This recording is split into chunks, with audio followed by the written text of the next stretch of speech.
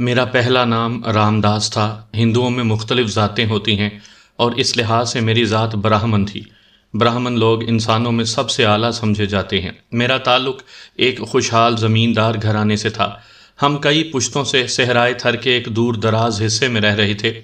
میں چونکہ زندگی بھر اپنے اس خطے سے باہر نہیں گیا تھا، لہٰذا تمہیں ٹھیک طور پر تو نہیں بتا سکتا کہ وہ علاقہ کس جگہ اور کہاں ہے، مگر اپنے سفر کے دوران میں نے چمڑے پر جو نقشہ تیار کیا تھا وہ تمہیں دوسری چیزوں کے ساتھ مل گیا ہوگا۔ میرا خیال ہے میں اس نقشے میں اپنے آبائی وطن کے محل وقوع سمجھانے میں کافی حد تک کامیاب رہا ہوں۔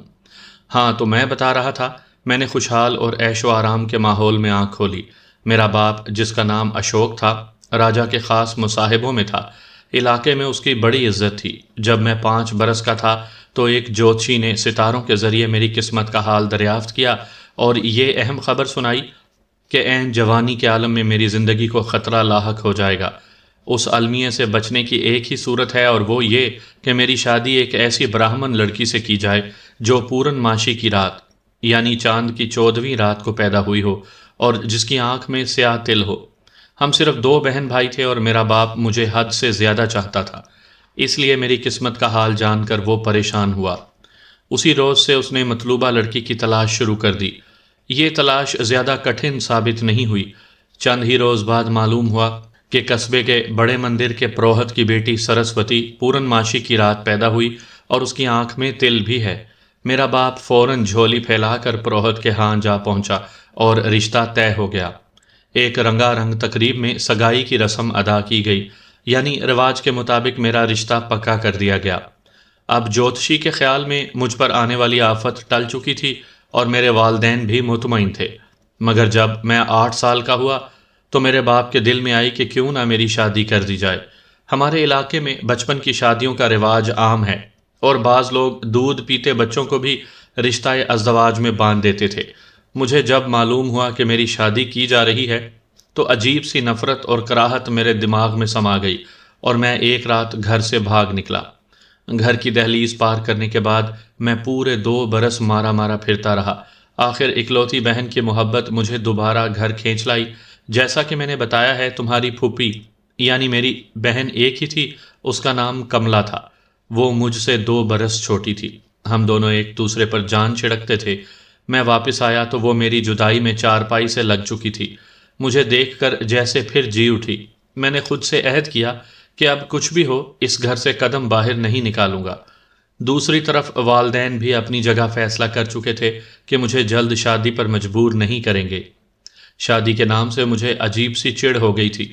میری منگیتر سرسوتی مجھ سے 1 سال بڑی تھی، مگر میرے مقابلے میں وہ نہ صرف بہت زیادہ ہوشیار، چالاک اور سمجھدار تھی، بلکہ وہ حد درجہ غسیلی بھی تھی۔ جب میں اسے دامن بچانے کی کوشش کرتا تو وہ طیش میں 100 بل کھا جاتی۔ اس سے میری نفرت کی ایک اور وجہ تھی۔ مجھے کسی طرح معلوم ہو گیا تھا کہ پروہت نے جوتشی کے ساتھ مل کر داؤ کھیلا تھا۔ اس نے میری قسمت کا جو حال بتایا تھا وہ پہلے سے طے شدہ تھا۔ جوتشی کا مقصد یہی تھا کہ میرا رشتہ اس کے دوست پروہت کی بیٹی سے ہو جائے۔ ظاہر ہے ان دونوں کی نظر میرے ماں باپ کی دولت پر تھی۔ انہی حالات میں 6-7 برس گزر گئے۔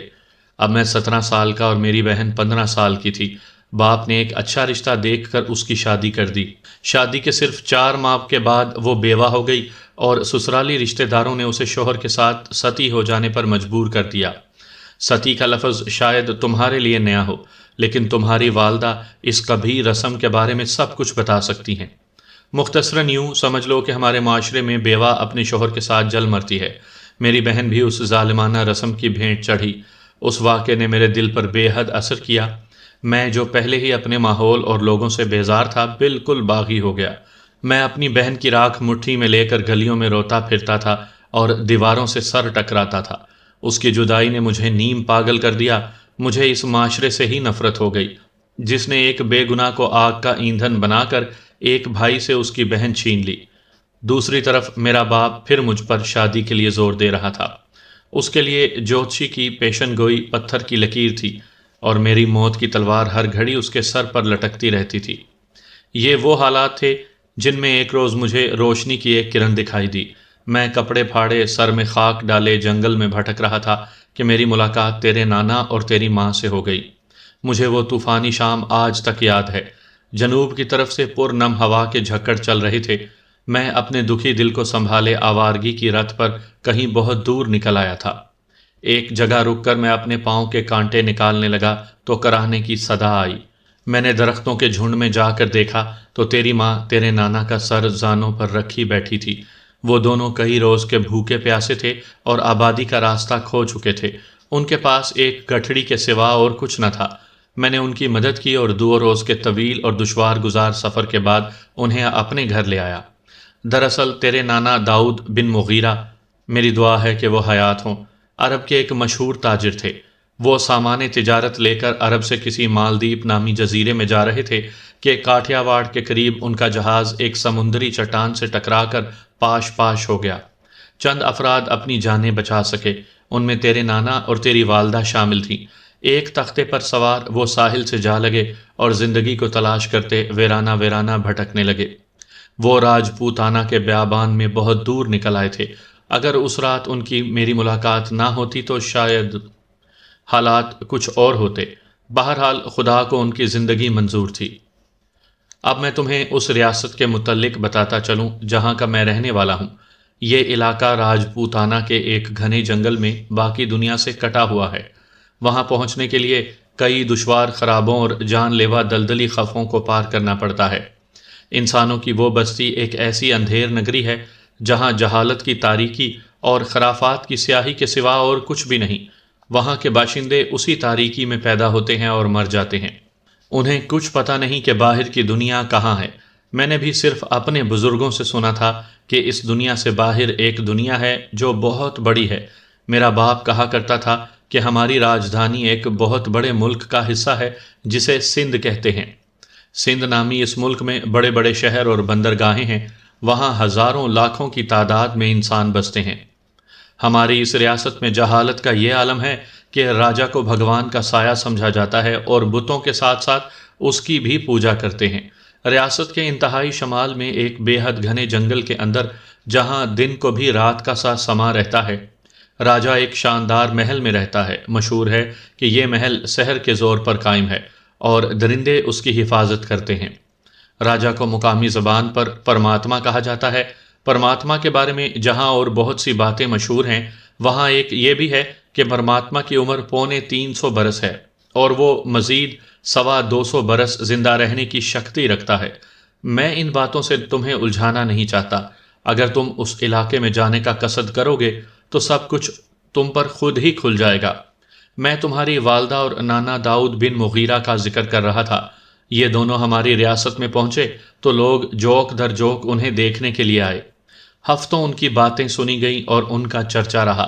تمہارے نانا نے ہمارے بزرگوں کی حکایتوں کی تصدیق کی اور بتایا کہ بحر ہند میں مکران نامی ساحل کے ساتھ ایک ملک آباد ہے جسے سندھ ہند کہا جاتا ہے۔ تاہم وہ بھی اس بارے میں کچھ زیادہ نہیں جانتے تھے۔ انہوں نے ہم سے اپنے ملک کا ذکر کیا اور اس دین کے بارے میں بتایا جس کی وہ پیروی کرتے تھے۔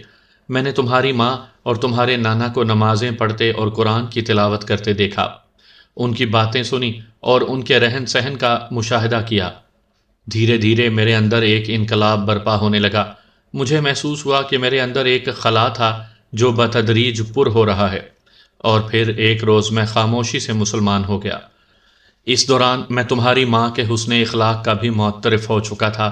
ان کی حلیم اور مہربان شخصیت میرے زخموں کا مرہم بن گئی۔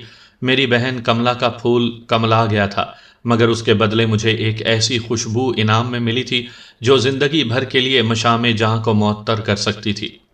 اور پھر ایک روز میں نے اپنا دامن آرزو تمہارے نانا کے سامنے پھیلا کر اس خوشبو کو اپنے نام کر لیا۔ میں نے سرات سے شادی کر لی۔ اس فیصلے نے میرے خاندان میں زلزلہ برپا کر دیا۔ اپنوں نے انگلیاں اٹھائیں، غیروں نے تانے دیے، میرے ساتھ میرے پورے خاندان کو مجرم ٹھہرایا گیا۔ جس روز میرے والد کو شاہی نوکری سے برخاست کیا گیا، ان پر فالج کا شدید حملہ ہوا اور چند روز صاحب فراش رہ کر وہ راہی عدم ہوا۔ اس لاچاری اور قسم پرسی کے دور میں 2 آدمیوں نے میرا ساتھ دیا۔ ایک میرا پرانا ملازم امرناتھ تھا، دوسرے میرے ماموں تھے۔ چھوٹے بڑے اپنے پرائے سب دیوان جی کہا کرتے تھے۔ انہیں ذات پات کی تقسیم سے سخت نفرت تھی اور میرے باغیانہ خیالات کے سبب وہ مجھ سے ازحد محبت کرتے تھے۔ مذہب بدلنے کے جرم میں مجھے اپنی جائیداد سے بے دخل کر دیا گیا۔ دیوان جی مجھے اپنے گھر لے گئے اور ہر طرح کا تحفظ فراہم کیا۔ وہ میری طرف بڑھنے والی ہر آفت کے سامنے ڈھال بن گئے۔ میرے اندر ایک زبردست تبدیلی رونما ہو چکی تھی۔ خدا نے دین کی سمجھ دی تھی اور دل کی آنکھیں کھل گئی تھیں۔ ان آنکھوں سے میں صاف دیکھ سکتا تھا کہ میرے ہم وطن گمراہی کے راستے پر ہیں اور بھاگ بھاگ کر آگ کی طرف جا رہے ہیں۔ میں انہیں اس عبرتناک انجام سے روکنا چاہتا تھا، ان کے دل میں اپنی بات ڈالنا چاہتا تھا، لیکن وہ سننے کو تیار نہیں تھے۔ وقت گزرتا رہا، میں تمہارے نانا اور تمہاری ماں سے دین کی باتیں سیکھ کر لوگوں کو سکھانے کی کوشش کرتا رہا، اور آہستہ آہستہ ہمارا ایک حلقہ بن گیا۔ خاص طور پر نیچ ذات کے ٹھکرائے ہوئے لوگوں نے اسلامی تعلیمات سے لگاؤ ظاہر کرنا شروع کر دیا۔ سچائی دلوں میں گھر کرنے لگی۔ قریب تھا کہ ایک انقلاب برپا ہو جاتا کہ حالات نے اچانک کروٹ لی۔ وہ پروہت جس کی لڑکی کے ساتھ شادی سے میں نے انکار کیا تھا، میرا دشمن تھا۔ ایک روز وہ پرماتما کے محل تک جا پہنچا۔ اس سے پہلے بھی پرماتما کو میرے خلاف شکایات موصول ہو چکی تھی۔ پروہت کی اطلاعات نے جلتی پر تیل کا کام کیا، اور پرماتما کے سپاہی کیل کانٹوں سے لیس ہو کر ہماری بیخ کنی کے لیے نکل کھڑے ہوئے۔ میں اس وقت بستی میں موجود نہیں تھا، اپنے چند ساتھیوں کے ساتھ شکار کے لیے نکلا ہوا تھا۔ تمہارے نانا نے بستی سے باہر ایک ٹیلے پر چھوٹی سی مسجد بنا رکھی تھی۔ نماز عصر کے بعد وہ اس مسجد میں بیٹھ کر قرآن کی تلاوت شروع کر دیتے۔ ان کی آواز ایسی مسحور کن تھی اور آیات کی تلاوت اتنے وجد سے کرتے تھے کہ سننے والے مبہوت رہ جاتے۔ بعض ایسے لوگ بھی جن کو ہمارے عقیدے سے اختلاف تھا، عصر کے بعد ٹیلے کے دامن میں آ بیٹھتے اور نانا کی آواز سنتے۔ اس روز بھی وہ نماز کے بعد تلاوت میں مشغول تھے۔ مسجد کے اندر اور باہر لوگ ہماتن گوش سن رہے تھے۔ اتنے میں پرماتما کے سرخ پوش دستے گھوڑے بھگاتے پہنچ گئے۔ وہ دندناتے ہوئے مسجد میں گھسے اور تمہارے نانا کو مار مار کر بے ہوش کر دیا۔ بعد ازاں ان کی زبان کاٹ کر پیشانی پر تپے ہوئے لوہے سے گول مہر داغ دی۔ اس مہر کا مطلب تھا کہ یہ شخص پرماتما کا اپرادھی ہے۔ اس سے راجدھانی میں ہر جگہ گناہ گاروں کا سلوک کیا جائے۔ اپنے کام سے فارغ ہو کر پرماتما کے سرخ پوشوں نے پوچھا، اب اور کون اس حرکت کی جرت کرے گا؟ ان کا اشارہ قرآن پاک کی تلاوت کی طرف تھا۔ بیک وقت 4 نو مسلم آگے آئے اور انہوں نے سینے پر ہاتھ رکھ کر کہا، ہم یہ جرت کریں گے اور جب تک زندہ ہیں بار بار کریں گے۔ فوراً انہیں بھی مسجد کے فرش پر لٹایا گیا اور ان کی زبانیں کاٹ کر پیشانیوں پر مہریں لگا دی گئیں۔ پھر ایک نوجوان اور آگے آیا اور اس نے قرآن کو بڑھ کر سینے سے لگا لیا۔ پھر جوش بھرے لہجے میں پکارا، میں تلاوت کروں گا اس مقدس کتاب کی۔ سرخ پوشوں کا سردار آگے بڑھا اور اس نے برچھا مار کر نوجوان شہید کر دیا۔ نوجوان مسجد کے صحن میں تڑپتا رہا، مگر اس نے قرآن کو سینے سے جدا نہیں کیا۔ سرخ پوشوں نے مسجد کو شہید کر دیا اور لوگوں کو خوفناک دھمکیاں دینے کے بعد واپس لوٹ گئے۔ میں شکار سے لوٹا تو تمہاری والدہ نے رو رو کر یہ واقعہ سنایا۔ مسجد میں پہنچا تو اسے شہید دیکھا۔ صحن میں 9 مسلم نوجوان کی لاش پڑی تھی۔ 5 نیم بے ہوش زخمیوں کو طبی امداد دی جا رہی تھی، ان میں تمہارے نانا بھی شامل تھے۔ اس واقعے کا میرے ساتھ ساتھ میرے ساتھیوں پر بھی بے حد اثر ہوا۔ وہیں کھڑے کھڑے ہم نے عہد کیا کہ پرماتما کے ہرکاروں سے اس سفاکی کا بدلہ لیں گے۔ بستی کے کچھ غیر مسلم بھی ہمارے ساتھ شریک ہو گئے۔ ہم نے اسی وقت گھوڑے دوڑائے اور سرخ پوشوں کا تعاقب شروع کیا۔ وہ ابھی زیادہ دور نہیں گئے تھے۔ کھجوروں کے ایک باغ میں ہم نے انہیں جا لیا۔ وہ تعداد میں ہم سے دگنے تھے، لیکن ہمارے جوش اور جذبے کا مقابلہ نہ کر سکے۔ ان پر ہماری تلواروں کی ایسی دہشت سوار ہوئی کہ چند لمحوں میں سر پر پاؤں رکھ کر بھاگ نکلے۔ ہم نے ان کے 20 ساتھی گرفتار کر لیے۔ اس حملے میں ایک سرخ پوش ہلاک اور 6 زخمی ہوئے تھے۔ میرے ساتھیوں کی خواہش تھی کہ قیدیوں میں سے 5 کی زبانیں کاٹ لی جائیں تاکہ انصاف کا حق ادا ہو، مگر میں نے ایسا نہیں کیا۔ اپنے جوش پر قابو پاتے ہوئے صلہ رحمی کا راستہ اختیار کیا۔ میں نے زخمیوں کو مرہم پٹی کروانے کے بعد ان سب کو اس پیغام کے ساتھ جانے کی اجازت دے دی کہ ہم یہاں فتنہ و فساد برپا نہیں کرنا چاہتے۔ ہمارا پیغام محبت اور بھائی چارے سے عبارت ہے۔ میں نے ان قیدیوں کے ہاتھ پرماتما کو پیغام بھیجا کہ میں اس سے ملنا چاہتا ہوں۔ پرماتما نے میری اس صلح جوئی کا کوئی جواب نہیں دیا۔ اس کے برعکس پتہ چلا کہ وہ میرے اور میرے مٹھی بھر ساتھیوں کے خلاف فیصلہ کن کارروائی کا ارادہ کر رہا ہے۔ دوسری طرف بستی میں حالات بدل چکے تھے۔ ہماری وہ بستی کوئی 2000 نفوس پر مشتمل تھی۔ ایسی ہی 3 بستیاں ریاست میں اور تھیں۔ پوری بستی کے لوگ ہماری جرت اور ہمت سے متاثر ہوئے تھے۔ پرماتما کے سرخ پوشوں پر جوابی حملہ کرنا اور انہیں مار بھگانا کوئی معمولی واقعہ نہیں تھا۔ اس واقعے کی خبر دوسری بستیوں میں بھی پھیل گئی اور لوگوں کے دلوں میں پرماتما کے خلاف اندر ہی اندر پکنے والا مواد پھٹنے کو بے قرار ہو گیا۔ کئی علاقوں کے بااثر لوگوں نے مجھ سے چپ کے ملاقات کی اور پرماتما کے خلاف اپنی حمایت کا یقین دلایا۔ قصہ مختصر، ظلم کی چکی میں پسے ہوئے لوگ دبی زبانوں سے پرماتما کے راج پاٹ کے خلاف نفرت کا اظہار کرنے لگے۔ وہ ان کی حسین دوشیزاؤں کو اپنے عشرت کدے کی زینت بنا لیتا تھا، ان کے غلے اٹھا کر اپنے گوداموں میں لے جاتا تھا اور انہیں سحرکاریوں سے لرزائے براندام رکھتا تھا۔ ہمیں برابر اطلاعات مل رہی تھیں کہ پرماتما کے پر اسرار محل سے کارروائی کا آغاز ہونے والا ہے اور اس کے سرخ پوش فیصلہ کن ضرب لگانے کے لیے آگے بڑھنے والے ہیں۔ ہمارے ہم نوا بھی جو چاروں بستیوں میں پھیلے ہوئے تھے پوری طرح تیار تھے۔ نہایت خاموشی کے ساتھ سرخ پوشوں سے ٹکرانے کی پوری تیاری ہو چکی تھی، مگر بعد میں جو ہوا بالکل خلاف توقع تھا۔ بستی کے بڑے بوڑھے ہمیشہ سے کہتے آئے تھے کہ پرماتما پر اسرار قوتوں کا مالک ہے اور اس کے حکم پر جنگل کے درخت انسانوں کا روپ دھار کر اس کی مدد کو آ جاتے ہیں اور نافرمانوں کو عبرتناک انجام سے دوچار کرتے ہیں۔ میں نے ان خرافات پر کبھی یقین نہیں کیا تھا اور کر بھی کیسے سکتا تھا، مگر جس روز سرخ پوشوں نے ہماری بستی پر حملہ کیا ہم سب حیران رہ گئے۔ وہ تمام قدیم روایتیں سچ نظر آنے لگیں۔ پرماتما کے محل سے جو فوج برآمد ہوئی وہ ہمارے اندازوں سے کہیں بڑھ کر تھی۔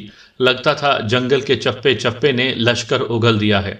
ہماری توقع سینکڑوں کی تھی مگر وہ ہزاروں میں تھے اور پوری طرح مسلح۔ انہیں دیکھتے ہی ریاست کے طول و عرض میں سناٹا چھا گیا۔ پرماتما کا ٹڈی دل ہماری بستی کے نواح میں پہنچا تو پوری بستی قبرستان کا نمونہ پیش کرنے لگی۔ پرماتما کا کروفر دیکھ کر لوگ گھروں میں دبک گئے۔ جانوں کے خوف نے انہیں سہما کر رکھ دیا۔ آزادی اور عزت کے خواب ان کی آنکھوں میں چکنا چور ہو گئے۔ ان کے ڈرے ڈرے حوصلے برف اوڑھ کر سو گئے۔ میں اس وقت اپنے 3 مسلم ساتھیوں کے ساتھ مسجد میں موجود تھا۔ بلندی سے ہم پرماتما کی آمد کا منظر دیکھ سکتے تھے۔ وہ ایک ہاتھی پر سوار تھا۔ ہاتھی سونے کے جڑاؤ زیورات سے لدا ہوا تھا۔ ہاتھی کا ہود چاندی کا تھا اور اس کے چاروں طرف باریک پردے تھے۔ پردوں کے اندر سے پرماتما کا صرف ہیولا دکھائی دیتا تھا۔ ایک خوبصورت دیوداسی پر پرماتما کی خدمت گزاری کے لیے ہودے میں سوار تھی۔ ہاتھی کے چاروں اطراف آہن پوش محافظ تھے۔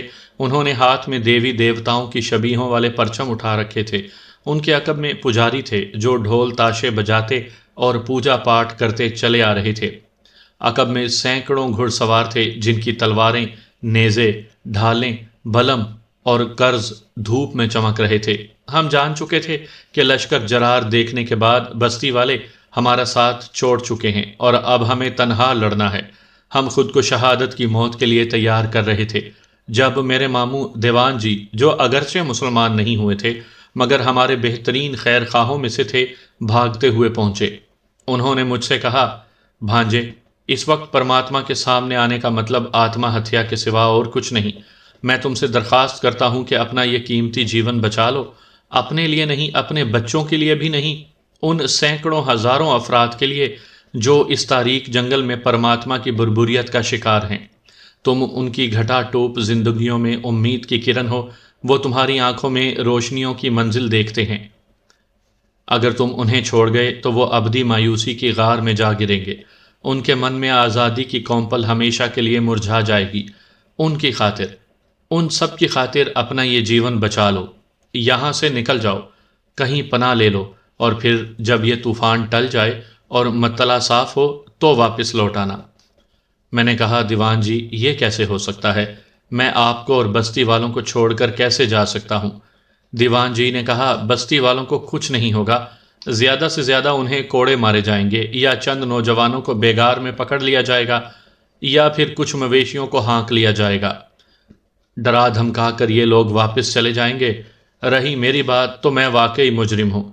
میں نے تمہیں اور تمہارے ساتھیوں کو پناہ دے کر جرم کیا ہے، مگر اب مجھے پرماتما کا خوف ہے اور نہ اس کے سرخ پوشوں کا۔ میں سزا جزا کی حد سے گزر چکا ہوں۔ میں نے زہر کھا لیا ہے اور تمہاری مومانی نے بھی۔ ہم دونوں چند گھڑیوں کے مہمان ہیں، جب تک فوج یہاں پہنچے گی ہمارے پران نکل چکے ہوں گے۔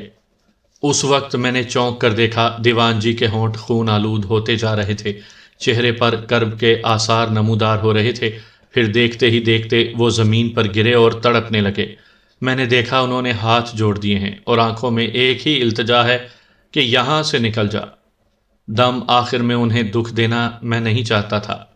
میں نے گھوم کر دیکھا تو میرا ذاتی ملازم امرناتھ میرا گھوڑا لیے تیار کھڑا تھا۔ ایک دوسرے گھوڑے پر تمہاری والدہ اور تمہارے نانا سوار تھے۔ میں نے اپنے جان باز ساتھیوں کو تتر بتر ہونے کا حکم دیا اور خود بھی گھوڑے پر سوار ہو گیا۔ امرناتھ، میں، تمہاری والدہ، تمہارے نانا، تم اور تمہاری بہن زلفا، ہم 6 افراد 4 گھوڑوں پر سوار بستی کی شمالی جانب نکلے۔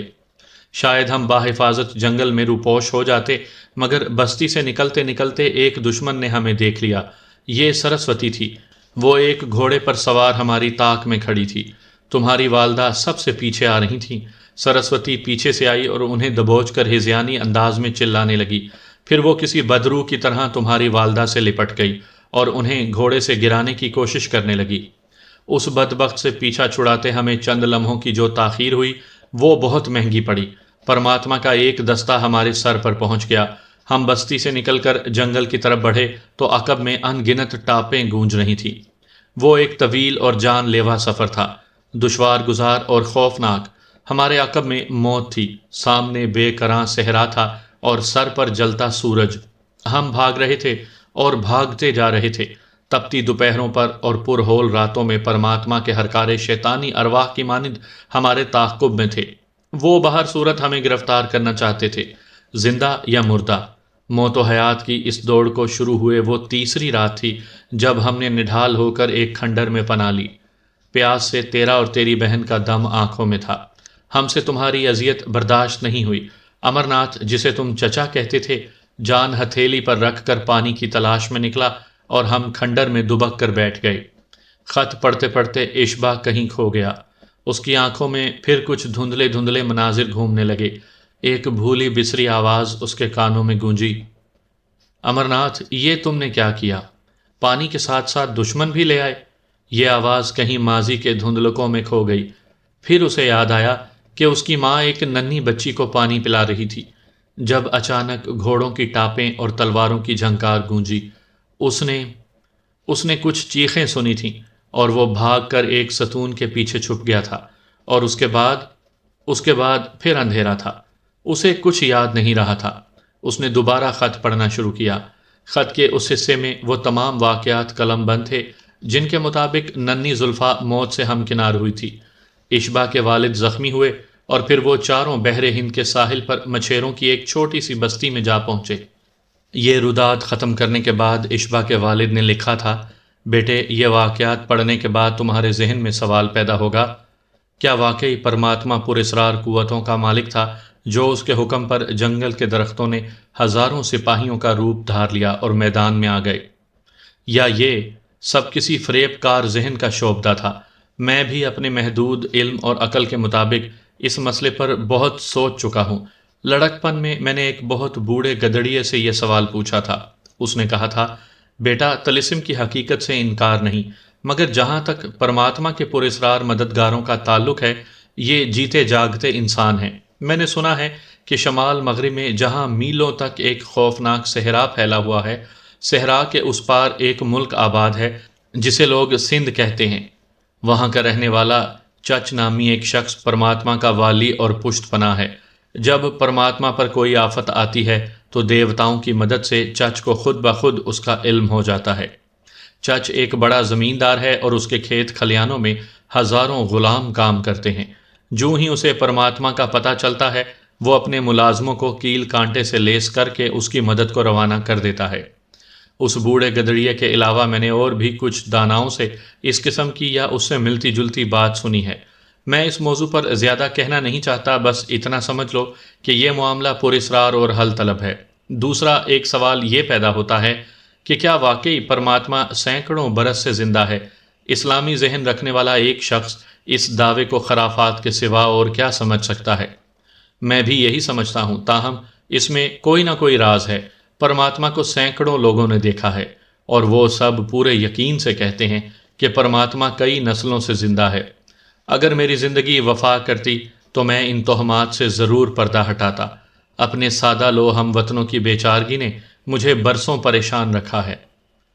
अब मैं तुम्हें उन 3 अशिया के मुतल्लिक बता दूं जो दूसरी अशिया के साथ तुम्हें संदूक से मिली हैं। उनमें एक अधूरी किताब है, एक तलवार है और तीसरा चोबी डब्बा। किताब मेरे अपने हाथ की तहरीर शुदा है। मैं इसमें इस्लामी तालीमात को मुकामी ज़बान में महफूज करने की कोशिश कर रहा था। तलवार से मुतल्लिक मैं ये कहूँगा कि ये मेरी है और 10 बरस मेरी साथी रही है। मरते वक्त मैं अपने बेटे को एक तोहफ़ा देना चाहता हूँ और मेरी समझ में इस तलवार के सिवा और कुछ नहीं आया।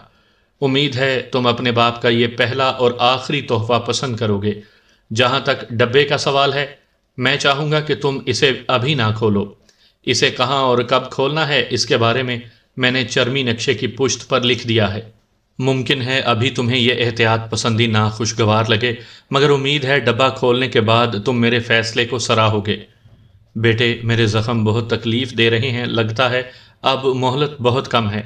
इस कमरे से बाहर तारा तारा ढलने वाली रात की तरह मेरी ज़िंदगी भी ढलती जा रही है। अब मैं ख़त के इख्तिताम की तरफ आता हूँ। मैंने सब कुछ पूरी तफसील से तुम्हें बता दिया है और हर नशेब व फराज से आगाह कर दिया है। मेरे दिल में जो आरजू है तुम उससे भी आगाह हो गए होगे और फिल वाक़या मैं उस आरजू को छुपाना भी नहीं चाहता। बेटे, मरते वक्त मेरी आंखों में अपनी सरजमीन की स्याह रात है और मैं उस स्याह रात की दहलीज पर बैठा एक ऐसे सूरज की राह देख रहा हूँ जिसकी किरणें हिदायत बनकर मेरे हम वतनों के नसीब जगाएं। बहरहाल तुम अब बालिग और समझदार हो। मैं तुमको पाबंद नहीं करना चाहता और ना ही तुम्हारी इताअत मंदी को किसी मुहिम के साथ मशरूत कर रहा हूँ, और मैं ऐसा कर भी कैसे सकता हूँ। तुम्हारे और मेरे दरमियान बरसों का फासला हायल है। मैं कुछ नहीं जानता जिस वक्त ये वसीयत पढ़ी जाएगी तुम्हारे हालात क्या होंगे, तुम्हें कौन सी आसानियाँ और कौन सी दुश्वारियाँ पेश होंगी। ना ही मैं ये जानता हूँ कि मेरा दुनियावी इल्म किस हद तक दुरुस्त है और मेरी मालूमात कितनी जामिया हैं। लिहाजा मेरे बच्चे, मैं सब कुछ तुम पर छोड़ता हूँ। तुम इस ख़त का बगौर मुताला करो, हर चीज़ को अच्छी तरह सोचो समझो, और फिर अगर तुम्हारे दिल में जज्बा पैदा हो और अपनी बेहतरीन समझ बूझ के मुताबिक तुम उस सरजमीन का रुख करने का फ़ैसला करो तो मेरी नेक तमन्नाएँ तुम्हारे साथ हैं। इस सूरत में मेरी ये नसीहत है कि तुम्हारा सफ़र इख्तिताम के लिए नहीं, अल्लाह के लिए होना चाहिए। दिल में सिर्फ एक ही जज्बा हो, मुझे अपने हम नस्लों को क्षमा की हिदायत दिखाकर दोज़ख के गढ़ों में गिरने से बचाना है। इस सफ़र के लिए तुम्हारी वालदा बहुत ज़्यादा रहनुमाई कर सकती हैं। इसके अलावा अमरनाथ अगर सेहतमंद है तो ज़रूर तुम्हारा साथ देने पर इसरार करेगा। मेरा भी ख्याल है कि इस सफ़र में अमरनाथ जैसा शख्स बेहतरीन रफ़ी साबित हो सकता है। यहाँ पहुँचकर इशबा के लिए वालिद मरहूम का वसीयतनामा ख़त्म हो जाता था। इससे आगे सिरात को मुखातिब करके उसके लिए चंद सतूर लिखी गई थी। उनमें दुआओं और नेक तमन्नाओं का इजहार था। उससे आगे दाऊद बिन मुगीरा को मुखातिब करके उनसे दुआओं की तलब की गई थी। आखिर में अमरनाथ के लिए चंद मोहब्बत भरे कलिमात थे। इस तवील वसीयतनामे के पीछे एक मुख्तसर पैरा था जो उस्मान सकील ने लर्ज़ां कलम से लिखा था। ज्योतिषी की पेशगोई के मुताबिक जिस उम्र में मैं मर रहा हूँ उसे जवानी की उम्र भी कहा जा सकता है। शायद कुछ लोग कहें कि ये मौत ज्योतिषी की सदाकत पर दलालत करती है, मगर खुदा की कसम मेरे दिल में राई बराबर भी शक नहीं कि ये सिर्फ़ और सिर्फ हुक्म रब्बी है। कोई मेरी आंख से देखे कि अल्लाह कितना करीब है और उसकी कुदरत कितनी वाज़िया है। वस्सलाम फ़ी अमानुल्लाह। इंशाअल्लाह बहुत जल्द अगले जहान में मुलाकात होगी।